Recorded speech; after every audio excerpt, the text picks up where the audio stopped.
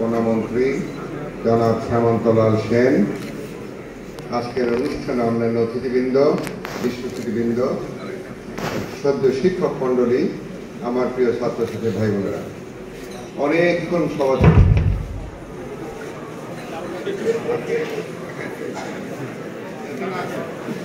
বাঙালি জাতির জন্য বঙ্গবন্ধু শ্রদ্ধাভরে স্মরণ করে আমাদের জাতীয় চার নেতা ৩০ লক্ষ শহীদ, আমাদের ২ লক্ষ ভবনের সংগ্রামের বিনিময়ে যে বাংলাদেশ আমরা অর্জন করেছি।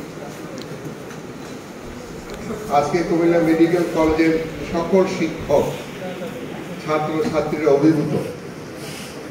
আমি ব্যক্তিগতভাবে আনন্দিত এই জন্যে, আমি এখানে মেডিকেল কলেজে গত 15 বছর সকল অনুষ্ঠানের সাথে আমি সম্পৃক্ত। আমি অনেক মন্ত্রীদেরকে আমার পাশে বসে কাজ করতে দেখেছি। আমি আসলেই আজকে অভিভূত এই জন্যে যে আপনাদের মনের মতো একজন মন্ত্রীর জন্য দৃষ্টান্ত আপনার মনে করে। আমরা যারা কাজ করি মানুষের সাথে, তাদের চলার পথে দেখা হয়। ডক্টর হেমন্তলাল সেনের সাথে আমার 13, 14, 15 সালে যখন অগ্নিদগ্ধ হয়ে কুমিল্লা বাংলাদেশের মানুষ মরে যাচ্ছিল, সেই সময় আমি ওনার ডিপার্টমেন্টে গিয়েছিলাম। সেই ডিপার্টমেন্টে আমি তখন 10 লক্ষ টাকা দিয়েছিলাম যাতে দক্ষ মানুষের সাহায্য করতে পারে। সেখান থেকে এই কথাটা আমি এই জন্য বলেছি যে আমরা মানুষের রাজনীতি যারা করি, মানুষের জন্য কাজ করি যারা, কোন প্ল্যাটফর্মটা কোনো বিষয় না। আসলে তিনি সেখানে দাঁড়িয়ে যে কাজ করেছেন, সেই সময় আমরা রাস্তায় দাঁড়িয়ে যাতে অগ্নিদাহ না হয় সেই জন্য চেষ্টা করেছিলাম। আমার এই কুমিল্লাতেও তারা চেষ্টা করেছিল কুমিল্লাতে আগুন লাগানোর জন্য। আমি সেই সময় রাস্তায় দাঁড়িয়ে কুমিল্লার মানুষকে পাহারা দিয়েছিলাম। কুমিল্লায় একটি অগ্নিকাণ্ড ঘটনা করতে দেয়নি আমার এই কুমিল্লায়।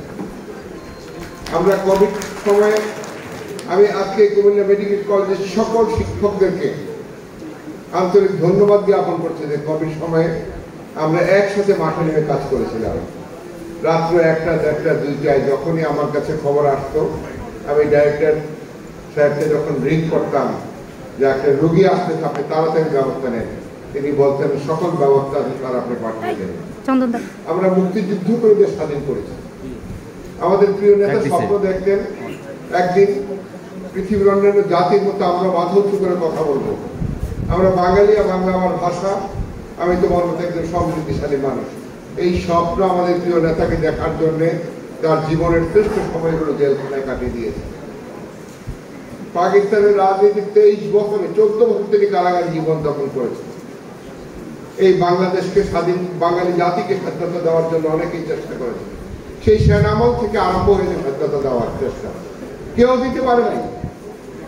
পৃথিবীর বাঁশের কাল্লা তৈরি করেছে, জীবন দিয়েছে, স্বাধীনতা দিতে পারে নাই। মাস্টারদা সূর্য সেন অস্ত্রাগার লুণ্ঠন করেছে, স্বাধীনতা দিতে পারে নাই, জীবন দিয়েছে। ক্ষুদিরাম ফাঁসির মঞ্চে জয়গান গিয়েছে, কিন্তু জীবন দিয়েছে, স্বাধীনতা দিতে পারে নাই। আমাদের প্রিয় নেতাজি সুভাষ বোস বলেছে, আমাকে রক্ত দাও, আমি তোমাদের স্বাধীনতা দেবো। অনেক রক্ত দিয়েছে, স্বাধীনতা দিতে পারে নাই। আমাদের নেতাই বলেছিলেন, রক্ত যখন দিয়েছে আর রক্ত দেব, বাংলার মানুষকে মুক্ত করে ছাড়ব। এবারে সংগ্রাম স্বাধীনতার সংগ্রাম, এবারে সংগ্রাম মুক্তির সংগ্রাম। সেদিন থেকেই আমরা বাংলাদেশ স্বাধীন হয়ে গেছে, বাঙালি জাতি স্বাধীন হয়ে গেছে। বিশ্বের মানচিত্রে একটা জাতি হিসেবে আমরা প্রতিষ্ঠিত হয়েছি। আজকে যখন আমি দেখি আমার কালিংবাজারে আক্তার অস্ট্রেলিয়াতে ন্যাশনাল অ্যাওয়ার্ড পায়, তখন মনে হয় এই স্বপ্নই তো বঙ্গবন্ধু দেখতেন যে বাঙালিরা মাথা উঁচু করে দাঁড়াবে। আমরা পাকিস্তানের 23 বছরে একজন বাঙালি প্রধান বিচারপতি তৈরি করতে পারি নাই। পাকিস্তানের 23 বছরে আমরা একজন বাঙালি সেনাপতি তৈরি করতে পারি নাই। পাকিস্তানের 23 বছরে আমরা একজন ক্যাবিনেট সেক্রেটারি বাঙালি তৈরি করতে পারি নাই। আমরা পাকিস্তানের 23 বছরে একজন স্টেট ব্যাংকের গভর্নর বাঙালি তৈরি করতে পারি নাই। আমাদের প্রিয় নেতা স্বপ্ন দেখতেন একদিন বাঙালিরও প্রধান সেনাপতি হবে, একদিন বাঙালিরও প্রধান বিচারপতি হবে, ক্যাবিনেট সেক্রেটারি হবে। সেই স্বপ্ন দেখার জন্য তাকে কারাগারে জীবন যাপন করতে হয়েছে। তার জীবনের শেষ লগ্ন পর্যন্ত বাঙালি জাতির জন্য তিনি জীবন দিয়েছেন। আজকে যখন আমরা দেখি এই কুমিল্লায় 2জন প্রধান বিচারপতি, আমি যখন দেখি 2জন প্রধান সেনাপতি কুমিল্লা থেকে নিয়োগ হয়েছে।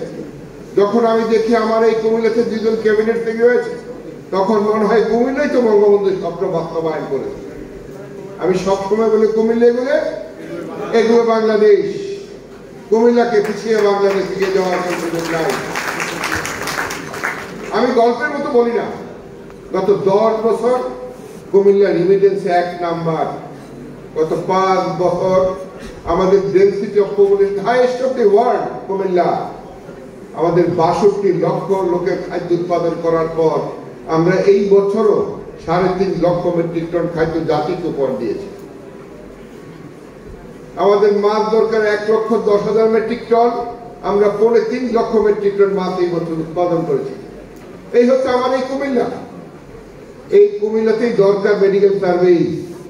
আমাদের অনেক প্রবাসীরা আছে যারা বিদেশে থাকে, যখন রোগ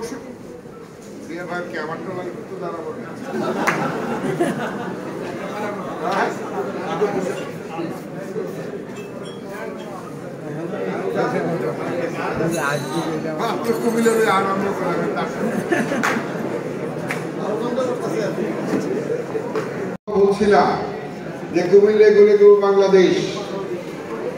আমরা কুমিল্লা থেকে আমাদের কৃষকরা ফসল ফলিয়ে বাংলাদেশের মানুষকে সরবরাহ করে, আর মাছ উৎপাদন করে মানুষকে সরবরাহ করি, রিমিটেন্স দিয়ে বাংলাদেশের অর্থনীতিকে মজবুত করি। আমরা গত 5 বছর যাবৎ কুমিল্লা জেলা প্রশাসনিকভাবে 1 নম্বর অবস্থানে আছে।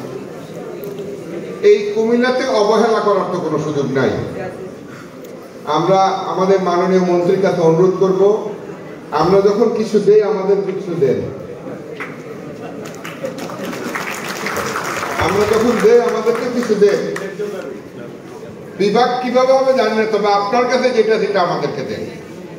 আমি কুমিল্লাতে একটা ক্যান্সার স্পেশালিস্ট হসপিটাল চাই।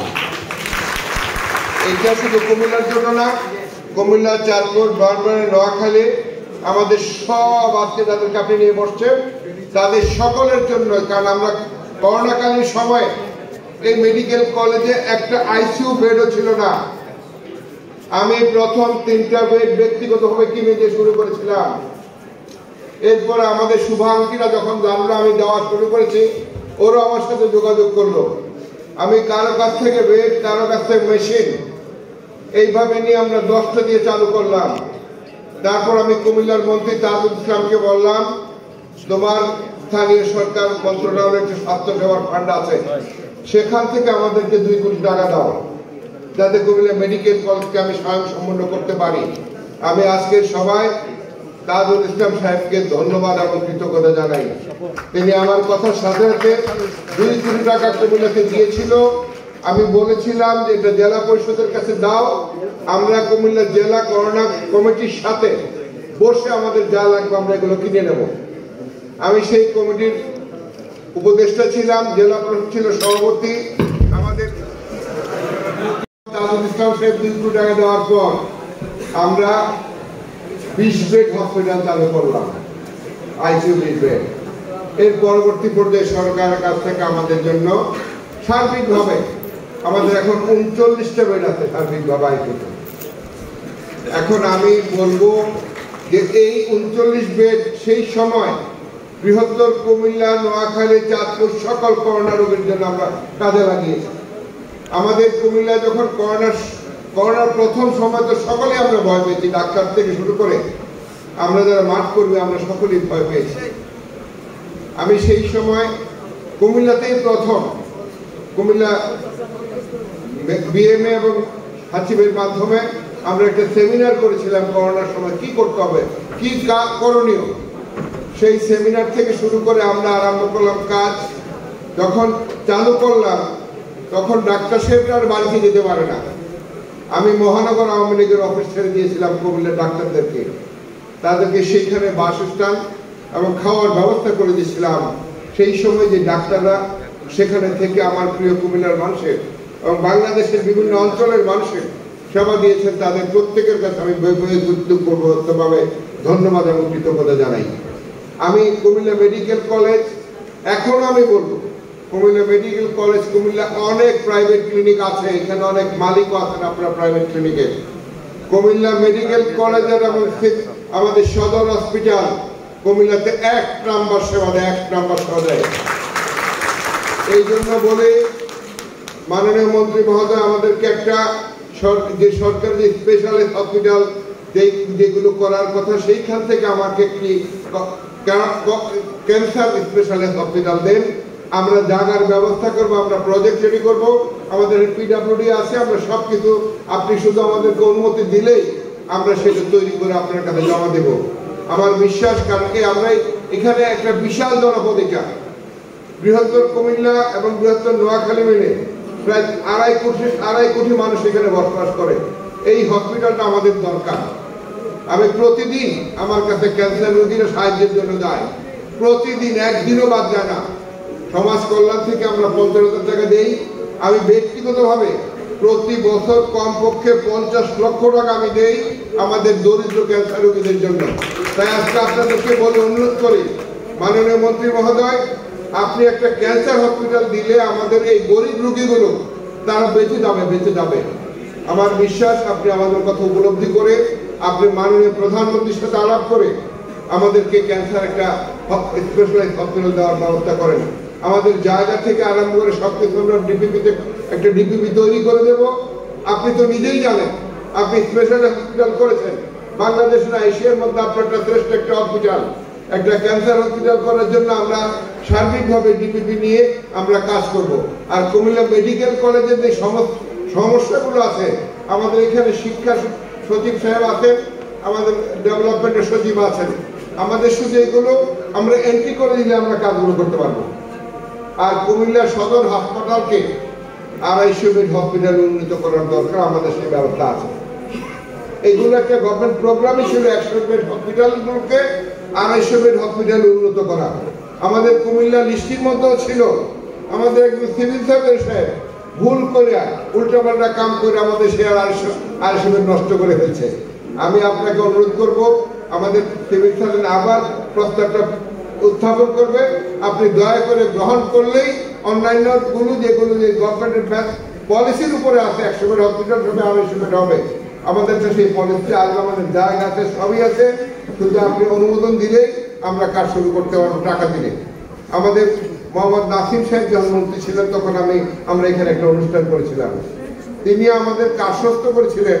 আমি তার কাছে সেই সময় 250 কোটি টাকা চেয়েছিলাম আমাদের মেডিকেল কলেজের জন্য, আজকেও সেই টাকা আমরা পাই নাই। আমি আপনার কাছে অনুরোধ করব, আমাদের আপনি শুনেছেন আমাদের 500 বেড হসপিটালে আমরা প্রতিনিয়ত 1000 মানুষের ট্রিটমেন্ট দিই, 1300, 1100, 1200।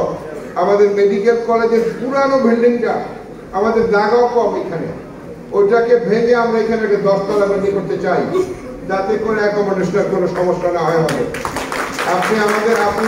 আপনি যদি রাজি হন, আমরা পিডব্লিউডিকে দিয়ে একটা সুন্দর পরিকল্পনা করে আপনার কাছে উত্থাপন করব। একটা বিল্ডিং করলেই আমাদের 500 বেড হসপিটাল 1000 বেড হসপিটাল রূপান্তরিত করতে আমাদের কোনো কষ্ট হবে না। যেহেতু আমাদের জায়গা নাই, বাংলাদেশের যে অবস্থা, যে জনসংখ্যা যেভাবে বাড়তেছে, আমরা ভার্টিক্যাল এক্সটেনশনের দিকে না গেলে আমাদের সমস্যা হবে। এবং আমাদের মেডিকেল কলেজের জন্য আমাদের আজকে একটা বিশাল জায়গায় এসে পৌঁছেছে আমাদের মেডিকেল কলেজ। আজকে এখানে শুধুমাত্র এমবিবিএস না, এর বাইরের মতো লেখাপড়া আমরা শুরু করেছি।